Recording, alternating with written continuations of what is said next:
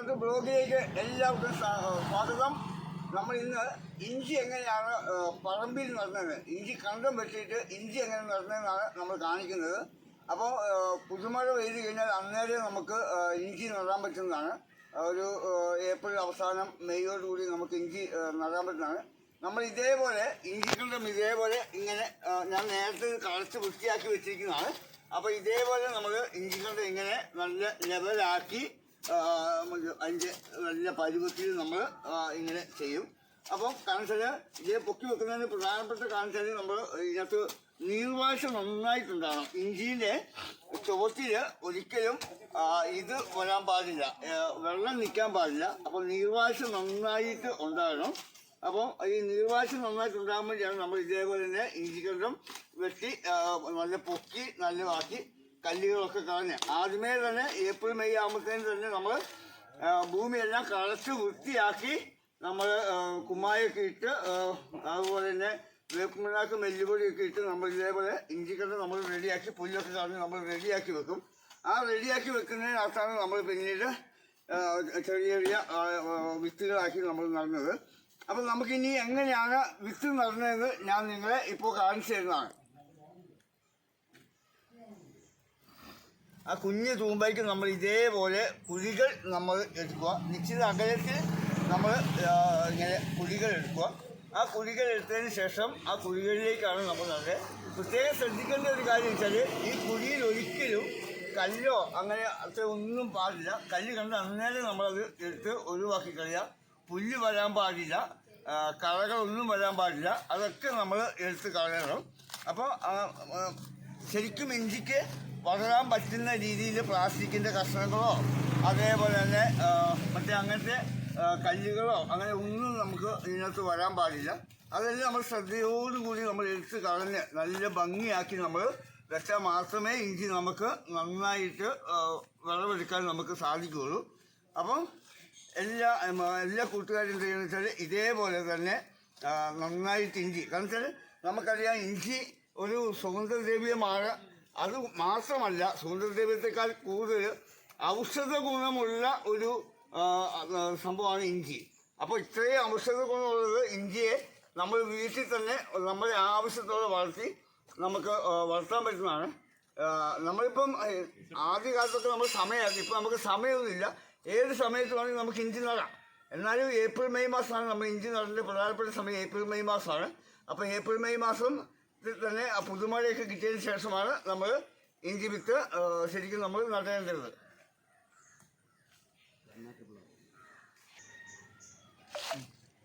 ഇതുണ്ടോ, ഞാനിത് മുളച്ച ഇഞ്ചി വിത്ത് ഞാൻ നേരത്തെ തന്നെ ചാണകവും അതേപോലെ തന്നെ വേപ്പിണ്ണാക്കെല്ലാം കൂടി ഒരു ലായനിക്കകത്ത് മുക്കി ഞാൻ തണലത്ത് വെച്ച് ഉണക്കി മുളച്ചിപ്പോൾ വേര് വന്നു. ഒരു 15 ഗ്രാം മുതൽ 20 ഗ്രാം വരെയുള്ള ഒരു കഷ്ണമാണിത്. അതേപോലെ ഇതൊരു 10 ഗ്രാമേ ഉള്ളൂ. ഇത് വേറൊരു 10 ഗ്രാമേ ഉള്ളൂ. അതേപോലെ തന്നെ ഇതെല്ലാം ഇതേപോലെ നമ്മൾ നേരത്തെ തന്നെ വിത്തിന് വേണ്ടി തന്നെ ഇഞ്ചി വിത്ത് മാറ്റി വെച്ച് ആ ഇഞ്ചി നമ്മൾ ചാണകവെച്ച് മുക്കി നമ്മൾ കീടനാശിനി ഒന്നും ഉപയോഗിക്കാതെ ചാണകത്തിൽ മുക്കി നമ്മൾ തണലത്ത് വെച്ച് ഉണക്കി അതിനുശേഷം നമ്മൾ മാറ്റി വെച്ച് അത് മുള വന്നിട്ടാണ് നമ്മൾ ഇഞ്ചി വിത്ത് നമ്മൾ നടേണ്ടത്. ഇതേപോലെ നമ്മൾ പ്രിപ്പയർ ചെയ്ത് വെക്കണം. ഇനി എങ്ങനെയാണ് ഇത് നടുന്നതെന്നോട് കൂടി ഞാൻ നിങ്ങൾക്ക് കാണിച്ചു തരാം. നമ്മൾ ഇങ്ങനെ എടുക്കുന്ന ഇഞ്ചി വിത്ത് നമ്മൾ ഇതേപോലെ തന്നെ പതുക്കെ നമ്മൾ മുള മുകളിലേക്കാക്കിയിട്ട് നമ്മൾ വെക്കുന്നു. നമ്മൾ അതൊന്ന് ശരിക്കും ഉറപ്പിച്ച് വെക്കണം. ഉറപ്പിച്ച് വെക്കുക എന്ന് പറഞ്ഞാൽ ഉദ്ദേശിച്ച വലിയ ആഴത്തിലല്ല, മണ്ണിനോട് പ്രസ് ചെയ്ത് ഇതിങ്ങനെ ഇരിക്കണം.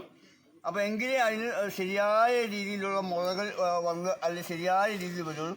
അപ്പോൾ പൊങ്ങിയിരിക്കല് മണ്ണിനോട് ചേർന്ന് അങ്ങോട്ട് മണ്ണോട് അടുത്തിരുന്ന് കഴിഞ്ഞാൽ മാത്രമേ ഇഞ്ചി വിത്ത് നന്നായിട്ട് മുളച്ച് പൊന്തുകയുള്ളൂ.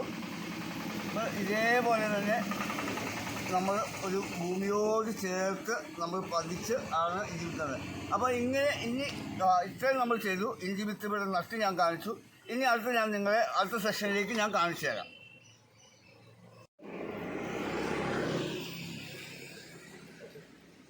അപ്പോൾ ഇത് കണ്ടോ, ഇത് ചാണകപ്പൊടിയും ആട്ടിൻ കാഷ്ടോട് കൂടിയാണ് ഞാറുന്നത്. ഇത് നിറച്ച് നമ്മുടെ ആ കുഴി നിറച്ച് ചാണകപ്പൊടിയും ആട്ടിൻ കാഷ്ടവും കൂടി ഇടുക. നിറയെ അങ്ങോട്ട് ഇട്ടുകൊള്ളുക. നമുക്ക് എത്ര വേണമെങ്കിലും നമുക്കിടാം ചാണകപ്പൊടി. കാരണം എനിക്ക് പ്രധാനമായിട്ടും വേണ്ടത് ചാണകമാണ് വേണ്ടത്. അപ്പോൾ ചാണകപ്പൊടിയും അതേപോലെ തന്നെ ആട്ടിൻ കാഷ്ടോട് കൂടി മിക്സ് ചെയ്തിട്ടുള്ളതാണ് ഞാൻ ഇപ്പോൾ ഇട്ട് കൊടുത്തുകൊണ്ടിരിക്കുന്നത്. അപ്പോൾ ഈ കുഴി നിറയെ നമ്മളങ്ങ് ഇട്ട് കൊടുക്കുക. കുഴിക്ക് നല്ല ഭംഗിയായിട്ട് വരത്തക്ക രീതിയിൽ കുഴി നിറയെ നമ്മൾ ഇട്ട് കൊടുക്കുക.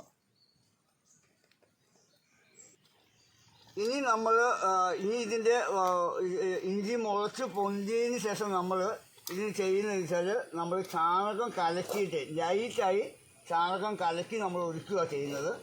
അപ്പം അതാണ് അതിൻ്റെ രണ്ടാം ഘട്ടം വളം എന്ന് പറയുന്നത്, ചാണകം കലക്കി ഒഴിക്കുക എന്നുള്ളതാണ്. അപ്പോൾ ആദ്യഘട്ടത്തിലുള്ള വളമാണ് നമ്മളിപ്പോൾ ചെയ്യുന്നത്. ശരിക്കും നമ്മൾ ചാണകപ്പൊടി ഇട്ട് കൊടുക്കുന്നു. അത് ആദ്യഘട്ടമാണ്. രണ്ടാം ഘട്ടത്തിലേക്ക് വന്നു കഴിയുമ്പോൾ നമ്മൾ ഇഞ്ചിക്ക് ശരിക്കും ചാണകം കലക്കി നമ്മൾ ലൈറ്റാക്കിയിട്ട്, ഒരിക്കലും കത്തി കൂടി നമ്മൾ ഒഴിക്കരുത്, വളരെ ലൈറ്റായിട്ടാണ് നമ്മൾ ഇത് ഒഴിക്കേണ്ടത്.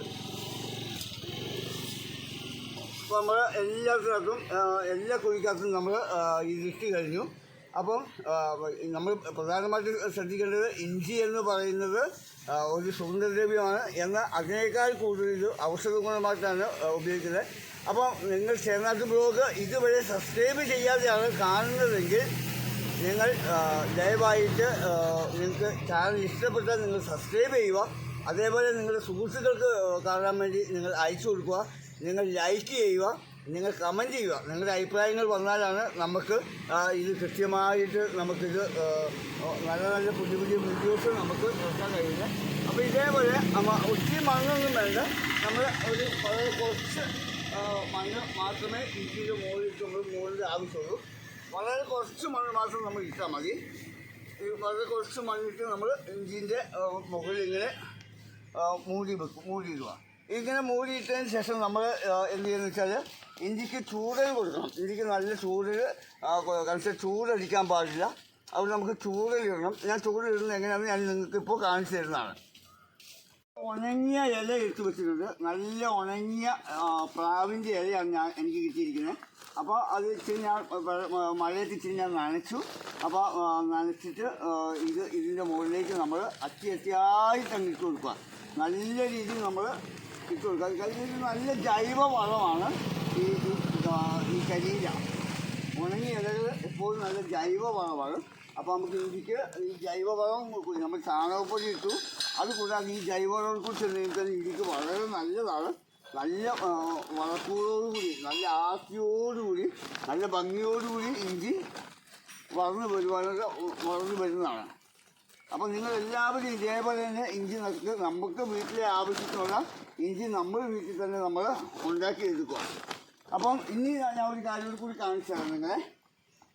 അപ്പോൾ ഇതേപോലെ ലെവലാക്കി നല്ല ഭംഗിയാക്കി കണ്ടത്തിൻ്റെ എല്ലാ ഭാഗത്തും വരത്തക്ക രീതിയിൽ, ഇഞ്ചി കണ്ടത്തിൻ്റെ എല്ലാ ഭാഗത്തും ഇതേപോലെ വരത്തക്ക രീതിയിൽ നമ്മൾ ചെയ്ത് വെച്ചതിന് ശേഷം ഇനി മറ്റൊരു കാര്യം കൂടി ഞാൻ കാണിച്ചു തരാം.